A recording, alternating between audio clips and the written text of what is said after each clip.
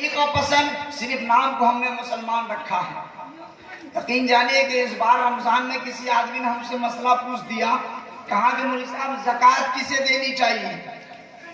क्या पूछा मसला, आप बोलिए। ज़कात किसे देनी चाहिए। मैंने मजाकी तौर पर उनसे कहा कि ज़कात जवानों को देनी चाहिए। किसे देनी चाहिए बोलो, जवानों को देनी चाहिए। उसने बड़े ताज्जुब से पूछा, मौलवी साहब ज़कात जो है जवानों को दिया जाए। मैंने कहा बेचारे वो इतने गरीब हैं कि फट्टा पैंट पहन के घूमते हैं, उनको अच्छा पैंट पहनने की तौफीक नहीं होती बेचारे, तो कम से कम ज़कात दे दिया जाए ताकि वो अच्छा पैंट पहन ले, क्योंकि उनको आंटी यानी घुटना कटा रहता है, कभी पीछा कटा रहता है। फरमाया कि वो बेचारे तो इस हाल में पागलों के तरह घूमते हैं, कम से कम कुछ ज़कात खैरात दे दिया जाए ताकि जो है वो बेचारे अच्छे लिबास खरीद सकें। ये अफसोस होता है। एक शख्स से मैंने पूछा कि भाई ये किसका तरीका है। कहता है बॉम्बे का हीरो का। मैंने कहा कि उसने क्या किया। उसने कहा कि घुटनों काट दिया। मैंने कहा और क्या किया। उसने कहा कि कमर से नीचे पैंट को पहना। मैंने कहा कि बस इंतजार करो किस दिन पूरा पैंट उतारेगा। ये हकीकत बात है। और जिस दिन बम्बई वाला बेचारा पूरा पैंट उतार दिया, यकीन जानिए कि न जाने उम्मत के कितने नौजवान सड़कों पे पागलों के तरह घूमेंगे। फरमाया कि उनको एहसास तक भी नहीं होगा। लेकिन मुसलमानों, क्या तुम्हें पता भी है कि तुमने इस्लाम को कैसा बर्बाद किया। और इस दौर में जो बाल का जो स्टाइल निकला है उस पर भी बड़ा अफसोस होता है। कुछ दिन पहले जो है मेडिकल जाना हुआ, यकीन जानिए सच्चा वाकया है। जाना हुआ, एक माँ जो है अपनी गोद में बच्ची लेकर आई थी, बच्चा। फरमाया कि उसका बाल भी इस तरीके से कटा हुआ था कि ऊपर बाल और पूरा चंदिया। ये छोटा बच्चा, लेकिन यकीन जानिए कि जब हम मासूम बच्चे को इस तरीके से बाल कटवाएंगे, वो बाद में चलकर वो कैसे दीन इस्लाम वाला बनेगा, हमें तो समझ में नहीं आता।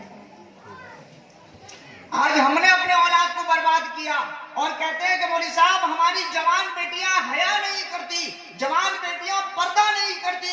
मैंने कहा कि कैसे पर्दा करेगी, जरा सोचो तो सही कि आज हमने अपनी जवान बेटी को नंगा हमने अपने हाथों से किया है, आप कहेंगे वो कैसे है। मैंने कहा कि जब बच्ची मासूम होती है, बगल कट्टा कपड़ा हम पहनवाते हैं, फरमाया कि वानथड़ कपड़ा हम पहनवाते हैं, फरमाया कि आंखों के ऊपर कपड़ा हम पहनवाते हैं, बच्ची को नंगी हम रखते हैं। फरमाया कि जब वो बच्ची बड़ी हो जाती है, मौलवियों की शिकायत करते फिरते हो, कहते हो कि मौलवी साहब हमारी बच्ची हया वाली नहीं है। कैसी हया वाली बनेगी, तुमने बचपन से उसे नंगा कर दिया, उसके जिस्म में तुमने कपड़ा न दिया, उसके जिंदगी में लिबास ने दिया, उसके जिंदगी में हया ने सिखलाया, उसके जिंदगी में पर्दा ने सिखाया। सिर्फ नाम रख दिया फातिमा, फरमाया कि नाम रख दिया आमना, फरमाया कि नाम को भी बदनाम किया, काम को भी बदनाम किया। अरे फातिमा तो सहरा तो वो फातिमा थी। फरमाया कि ईद का चांद हुआ तो फरमाया कि ईद के चांद तक भी फातिमा तो सहरा ने नहीं देखी। फरमाया कि अल्लाह के नबी ने पूछा कि फातिमा तूने ईद की चांद क्यों नहीं देखी, तो फातिमा ने कहा कि मैं इसी वजह से ईद की चांद नहीं देखी कि मेरी निगाह भी चांद पर पड़े और गैर मर्द की निगाह भी चांद पर पड़े, दोनों की निगाह एक जैसे हो जाए। ये फातिमा तो सहरा को गवारा नहीं। लेकिन आज फातिमा के नाम पर हमारी जवान बेटियां अय्याशियां करती हैं, बेपर्दगियों पे घूमती हैं, लेकिन सिर्फ नाम का रख लेने से इस्लाम पे कोई काम नहीं होता। एक आदमी खड़ा होकर पेशाब कर रहा था, मैंने पूछा कि भाई नाम क्या कहता है। अब्दुल गफ्फार। क्या कहता, अब्दुल गफ्फार। मैंने कहा गफ्फार के बेटे का काम यही है कि वो खड़ा होकर मुते। और माया अफसोस लगता है। और मुसलमानों का तो हाल यही है कि सिर्फ औलाद करना जानता है, तरबियत देना नहीं जानता। सिर्फ नाम बढ़िया रख देने से कोई मुसलमान नहीं बनता। एक पठान का जब पहला औलाद हुआ उसने नाम रख दिया बरकतुल्लाह। जब दूसरा पैदा हुआ उसने नाम रख दिया बिस्मिल्लाह। तीसरा पैदा हुआ तो करामतुल्लाह। चौथा पैदा हुआ तो अजमतुल्लाह। पांचवा पैदा हुआ तो रहमतुल्लाह।